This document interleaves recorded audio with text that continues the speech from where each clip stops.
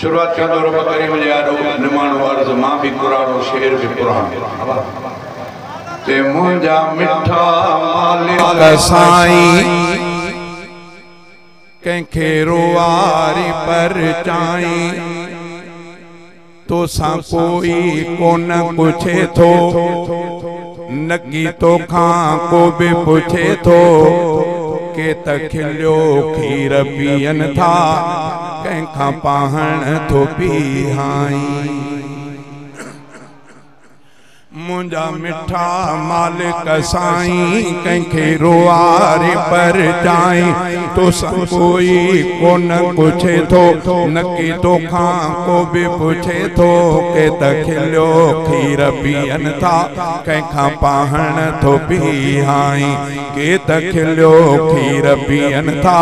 कंखा पाहण थो पीहाई कॾहिं तख्त जहा के वाली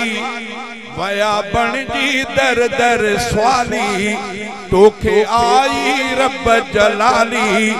वही तिन जी थी बदहाली तुझी आहे बेपरवाही तू तो शाहन खे बेपिनाई तुझी आहे बेपरवाही तू तो शाहन खे बेपिनाई मुंजा मिठा मालिक साईं कंखे रोआरे पर चाई तो सा कोई कोन पुछे थो नकी तो खां को भी पुछे थो के तखिलियो खीर पियन था कंखा पाहण थो पीहाई कोई एडो गरीब थिए थो जो पेट न पाले सके थो को भुख ते वेला वेहे थो को गोश्त कुतन के बेडे थो के मरीबा कमाए कमाए कंखे वेठे थो खाराई के मरीबा कमाए कमाए कंखे वेठे थो खाराई मुंजा मिठा मालिक साईं कंखे रोआरे पर चाई तो सा कोई कोन पुछे थो नकी तो खां को भी पुछे थो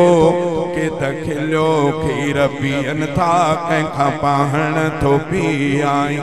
पयो मिनथू नबियू करे थो पढ़ो कलमो चाचा चवे थो नबी रोई पाण पवे थो तब कलमो न चाचो पढ़े थो बणियो भाटियो जन्नत वारो ऐं चाचो बाहे पुजाई मुंजा मिठा मालिक साईं कंखे रोआरे पर चाई तो सा कोई कोन पुछे थो नकी तो खां को भी पुछे थो के तखिलियो खीर पियन था कंखा पाहण थो पीहाई अल्लाह साईं जे हमद में चंद हबीबन करीमन साईं जन जी